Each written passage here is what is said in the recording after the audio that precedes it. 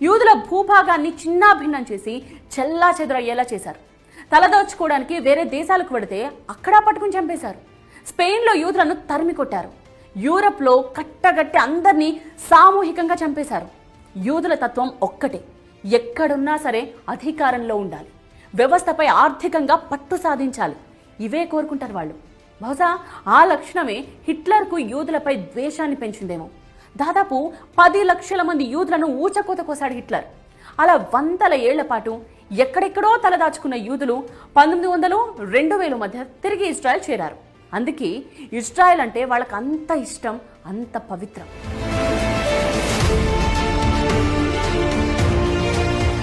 సరే, ఇంతకీ ఇరాన్తో గొడవేంటి? దీనికి ఆన్సర్ చెప్పుకునే ముందు కాస్త హిస్టరీకి వెళ్ళాలి. హోలీ ల్యాండ్, పవిత్ర భూమి. ఇజ్రాయెల్, పాలస్తీనా దేశాలు, జోర్డాన్, లెబనాన్ దేశాల్లోని కొన్ని ప్రాంతాలను కలిపి హోలీ ల్యాండ్ అంటారు. జాగ్రత్తగా గమనిస్తే ఇప్పుడు చెప్పుకున్న ఈ దేశాల్లో ఇజ్రాయెల్ తప్ప అన్ని అరబ్ దేశాలే. బాగా గుర్తుంచుకోవాలి, ఇక్కడ ఈ హోలీ ల్యాండ్ను ఐక్యరాజ్య సమితి 1947లో విభజించింది. ఇజ్రాయెల్ను ఓ దేశంగా ప్రకటించింది. తమ పవిత్ర భూమిలో ఇజ్రాయెల్ కోసం ఒక ప్రాంతాన్నిచ్చి దాన్నొక దేశంగా గుర్తించడం ఏంటి అనేది అరబ్ దేశాల కోపం, ముఖ్యంగా పాలస్తీనా. సో పాలస్తీనా సివిల్ వార్కు దిగింది. ఈజిప్ట్ ఏమో గాజాన్ లాక్కుంది. జోర్డాన్ వెస్ట్ బ్యాంక్ ప్రాంతాన్ని కైవసం చేసుకుంది. అప్పటికే యూదులు మహాశక్తిమంతులయ్యారుగా. 1967లో జస్ట్ 6 రోజుల యుద్ధం చేసింది ఇజ్రాయెల్. అంతే, ఈజిప్ట్ నుండి గాజాను, జోర్దాన్ నుండి వెస్ట్ బ్యాంక్ను వెనక్కి తెచ్చుకుంది. బట్ గాజా నుండి ఇజ్రాయెల్కు నిత్యం దాడి ఎదురవుతూనే ఉంది. కారణం గాజాను హమాస్ పరిపాలించడం. ఆ హమాస్కు ఇజ్రాయెల్ ఎదిరించేంత ధైర్యం, సాహసం ఎక్కడదంటే పాలస్తీనా, Iran and other Arab countries. హమాస్కు ఇరాన్ పరోక్షంగా ఆయుధాలు సప్లై చేసింది, కావాల్సిన ధన సహాయం కూడా చేస్తూ వచ్చింది.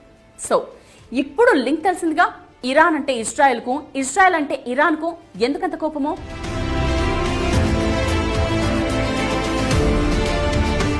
మరి ఇజ్రాయెల్ గురించి ప్రపంచం మొత్తానికి తెలుసుగా. పోయి ఇజ్రాయెల్తో ఎందుకు పెట్టుకుంటోంది ఇరాన్? కొన్నేళ్లుగా ఇజ్రాయెల్ను ఓడించేందుకు ఇరాన్ చేయని ప్రయత్నమే లేదు. అణుబాంబ్ కోసం ఎంతలా శ్రమిస్తోందో. ఇజ్రాయెల్పై వేస్తుందో లేదో తెలియదు, కానీ ఏం చేసైనా సరే అణుబాంబులు తయారు చేసుకోవాలనే లక్ష్యంతో ఉంది.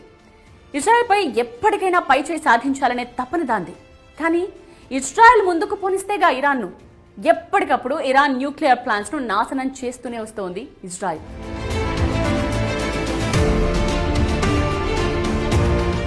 అది పక్కన పెడితే ఇజ్రాయెల్ బలం ఎంత, ఇరాన్ బలం ఎంత?